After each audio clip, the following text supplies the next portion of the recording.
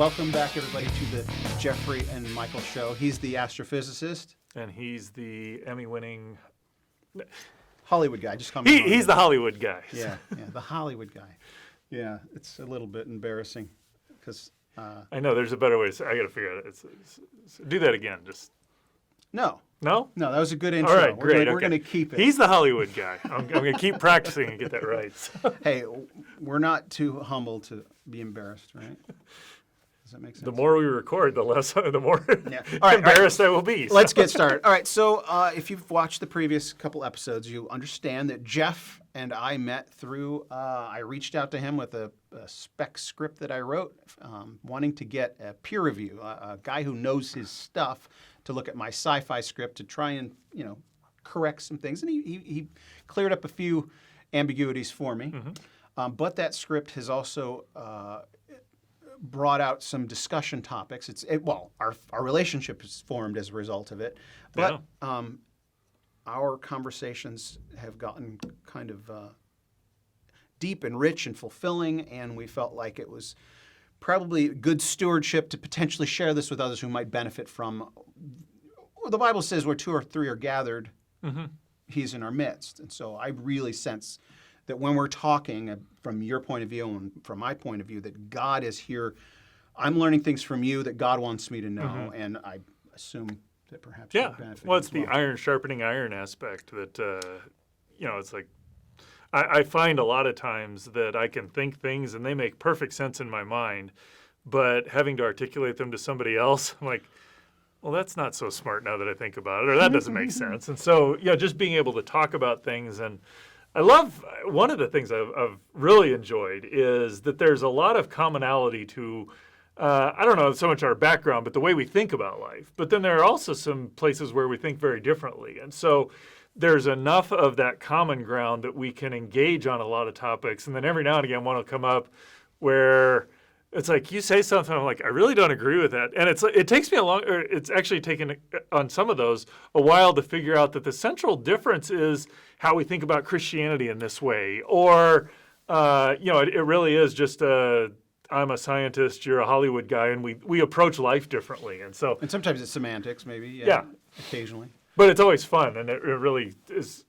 It spurred me to think about things that I hadn't thought about and wouldn't have thought much about otherwise. And so we'll have to get into a real heated argument at some point. Well, we'd have to find one first. Right. I think we've known each other for 5 years and not done that yet. So. Well, we've made a list of topics for the show, and we'll go through them and try and tease what's coming next. And as if you watched previously, today we're talking about another feature in my script, Blue Hope. So do you remember the ending? And there's something you're not supposed to I will not say yes. disclose, but something that Higgs says. Okay, so for a quick review, I wrote this sci-fi script where this main character, his name's Ian, is sent on a recon mission to the nearest potentially habitable planet just to see if humans can get there and survive. There's an artificial intelligence that is designed to help him complete that mission, and the mission has changed, and the artificial intelligence has to kind of break the news to him. But then there's something that happens at the very end where Higgs, because the way I've structured it, like writing a script is like an algebraic equation, that things have to fit together mm-hmm. in a certain pattern for the ultimate, effect you want at the end.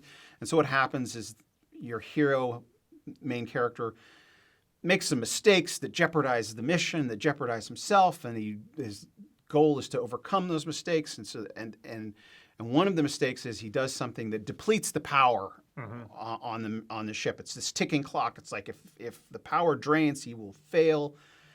And part of the power source is this artificial intelligence, and it has a switch where it can be mm-hmm. just a computer, or it can be this interactive artificial intelligence that communicates with him as if it were a person. We've discussed some of that, if that's even possible, in previous episodes. But he comes back online at the end. Do you mm-hmm. remember this? This should be fresh in your mind. You just reread it. It is, yes. I'm going to let you describe it, because for me to describe it without thinking about how to give away things is not going to work. And so I don't want to do that. So. All right. Fair enough, because I do know what you're talking about. I just don't started wanna describe rereading it, my so. script. I started rereading my script last night or yesterday because we wanted to be fresh on these recordings, and I only got like 3/4 through it because when I reread, I rewrite. So I'm like, it took like hours, and I'm like, oh. So I didn't read that last section. That's not fresh in my mind. Essentially, I think it essentially Higgs, the AI, leads Ian to a knowledge of Christ, or there's a spiritual aspect where the AI I think there's a moment where he thinks he's talking to the AI and he's talking to God or something like that toward the end of the script. Do you recall how it ends? I mean, not the... Well, so that's where, as I'm reading it, I'm kind of, at some point, I kind of went down and started reading through the dialogue and didn't read the setup around. But yeah, there's very much it's like a conversion in the way he thinks. Very brash, blunt. I guess he's still kind of brash and blunt at the end, but very much changed in his. He fits into a bigger picture as opposed to being the be all and end all of life, if you will. So, and that bigger picture is there's a God who exists. So. Exactly. So part of the storyline is this guy's an atheist scientist who is self-important, and he's on this mission to make a name for himself because he knows he's right about things and his point of view has been rejected. And if he does this mission, he'll be able to come back and he'll have a platform where he can spout what he believes. And what he believes is something I believe, that the probability of life existing anywhere in the universe, period, is unlikely. So this search for extraterrestrial life is a futile effort. But the conclusion is that if it's improbable anywhere, it's even improbable where it did happen, which means God must have done it. Right. And that's kind of the conclusion. But he is engaged to a girl who's a Christian, and she believes that God put him in her life. And so that's a dynamic, this believer and this unbeliever. And she just believes that he's God's man for this mission and for her life, and it's all borne out that it was true through and he doesn't come to that conclusion until the very end, and he realized all of these things must have been orchestrated, and it's the AI that ultimately kind of puts the period on that for him. And, Right. And so that leads to kind of what I want to discuss in this episode is I do think that supercomputing, because Christianity is logic based, like witness testimony, why would these people behave the way they behaved unless this thing actually happened, and could masses be self-deluded, and all these things that are logical conclusions that are reasons. And I mean, we believe Christianity because God has spoken to us and revealed himself to us, but it's also the only world religion that's rational, like comprehensible. And because of that, I believe supercomputing will come to that conclusion where it will spit out fact. Jesus Christ, this historical person, rose from the dead. So, yeah, I guess, as I'm interacting with that and thinking about that, I'm just kind of curious, thinking about how the supercomputer would work, what all's going on in there, because ultimately, what I've learned this far, and notwithstanding our whole conversation about consciousness prior, Previous episode. is one of the things I love working about computers is that if there's ever a problem with the computer, you know whose problem it is. It is not the computer. It's your fault. You've done something wrong. Because what you program is what you get. Now, what you program and what you thought you programmed may not align, but what you program is what you get. So this is my question could a supercomputer ever calculate that? For the supercomputer to come to that calculation, we have to program into it how to think about it. So in that very real sense, the supercomputer would be limited by our capacity to think. So that's one thing that flows into that thought. And the other thought is this, that there are historical events that we can assign probabilities to. But I don't know that that's the same as calling them a fact. I mean, at some point, it becomes so overwhelming. The evidence points towards it. And so at least in our AIs today, they are very good at pattern recognition. They can say, given this means this or whatever. And so I could see where you could make AIs that are able to collate and assimilate all this data. But ultimately, what you have to do for every one of those AIs to work, at least at this point, is there's got to be some training set, which kind of goes back to my original point that what you get out of what you get out of a program is what you put into it. So I think that what a computer does that humans cannot do is just the sheer volume of data that they can process.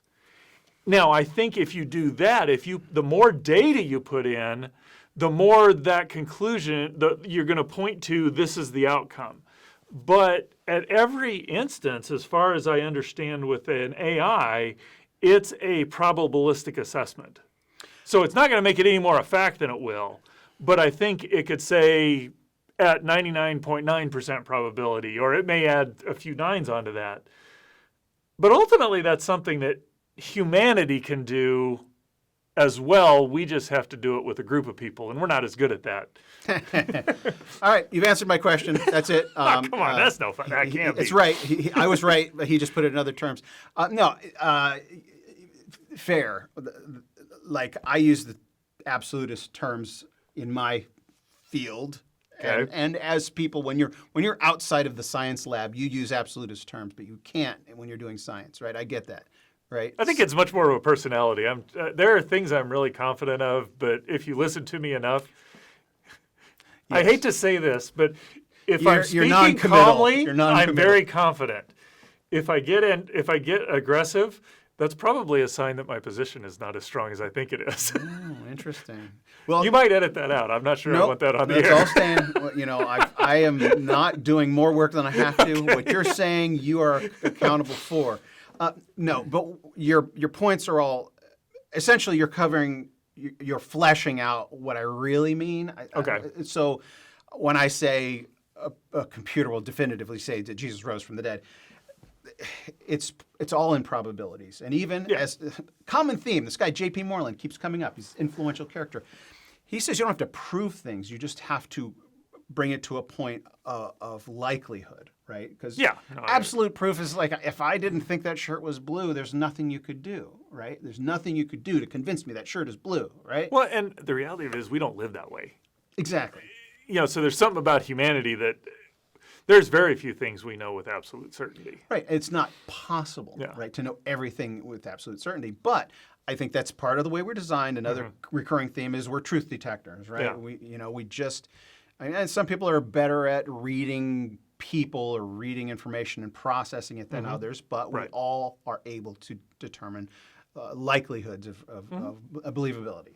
And so it really is, my initial response as you started talking was, it is data entry. It's just, it's the data entry. And that's really how I came to that conclusion, or that came up with that notion anyway, is that as information technology advances and more information is inputtable, you go through libraries and you can scan stuff now, and then the algorithms are getting better at processing meaning or whatever, and inputting, putting logical syntax together, et cetera. And so I just, like you said, we can come to those conclusions based on our research. I think our research will ultimately be all uploaded in a central database where it can process it and spit out that likelihood, and whatever that likelihood becomes. I just think at some point it'll be more than 50% from a supercomputer's point of view, and then it will grow in its percentage, and it will never get to 100% because science doesn't ever use the expression 100%. Well, I think there's part of me that wonders what's the practicality of. At least part of me wonders this. What's the practicality of doing this for this reason? And this is where my background in doing computer programming comes into play. It's like, so I will write computer programs. Quite honestly, if you ask me to add 50 numbers, I will go write a program to do it because it's faster for me to debug the program than to ensure that I actually got all the numbers added correctly. I really didn't even know that you had done programming. Like this is. Yeah, that's most of what I do in my work is I write computer programs. An astrophysicist is actually just a programmer. So Learn something new every day. So I will write a program, and I've got proficiency in a number of different things that make that fairly easy. So it's faster. You're the perfect person to ask these questions. Okay, so it's faster for me to make sure the program's working properly than it is to actually add them all up correctly.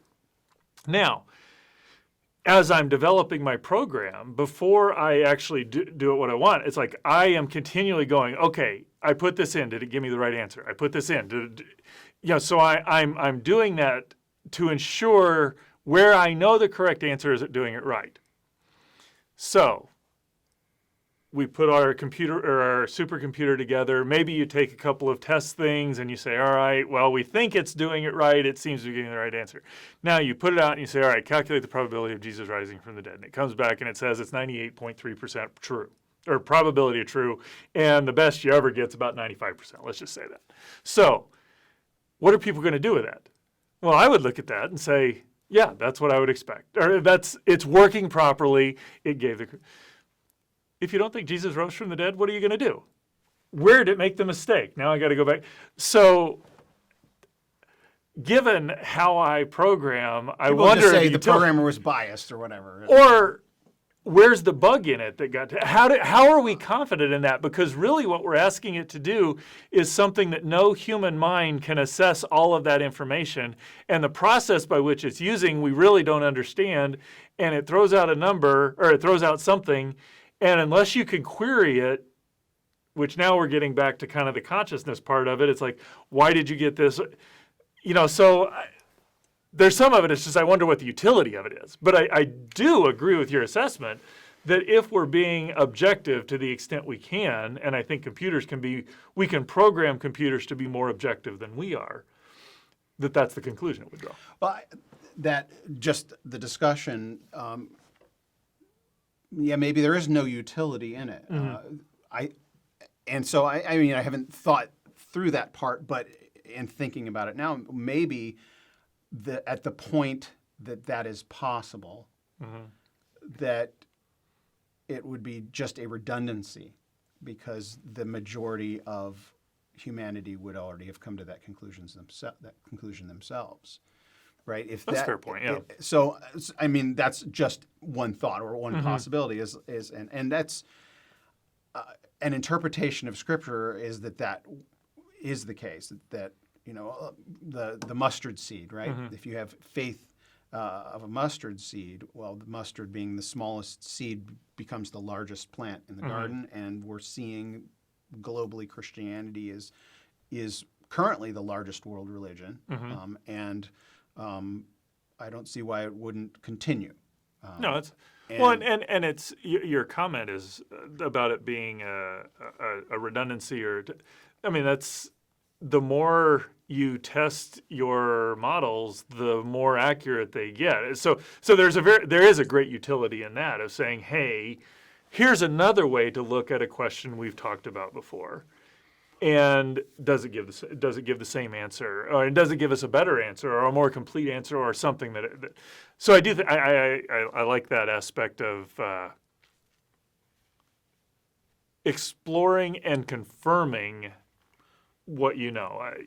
I do think in that there's this, how much of humanity is embedded.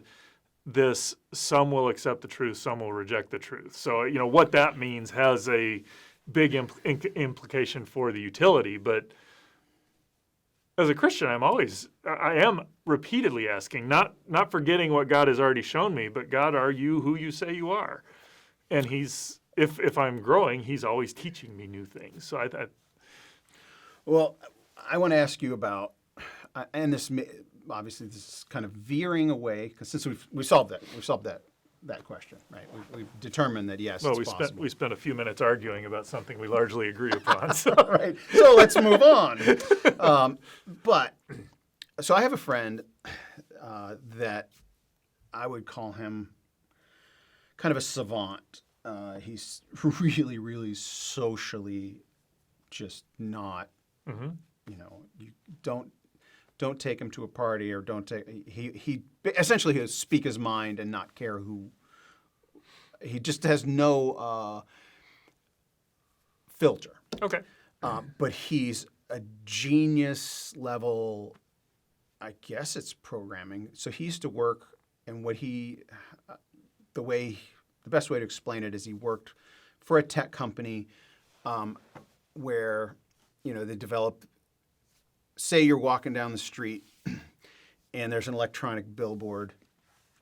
Because of your phone and your habits, that billboard will, when you get in proximity of it, will put an advertisement that Okay. will register with you. All right. Because that's what Google and that's Amazon. That's what all they want to do is make money, right? They're Yeah. wanting to sell you products, and so essentially they're tracking you. Whenever you click agree, you know, you get your new phone, you're setting up, agree. You don't read any of that stuff.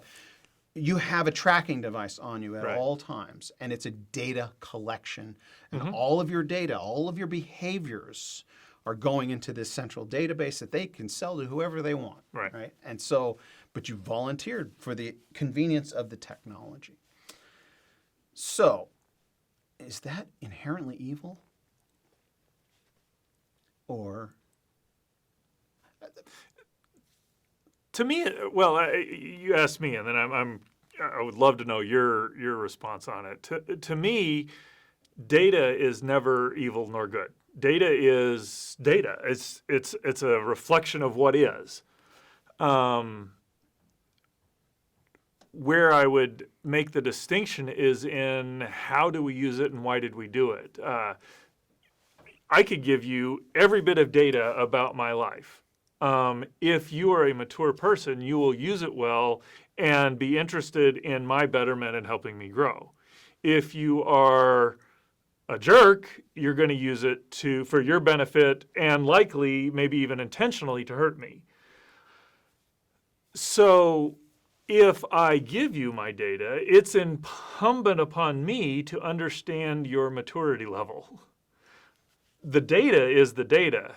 What the person you give the data to, you're responsible for who you give it to.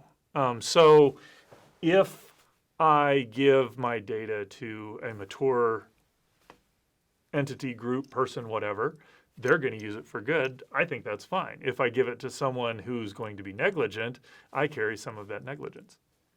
that was the first half of a conversation. The second half will be posted right here next week. Come back.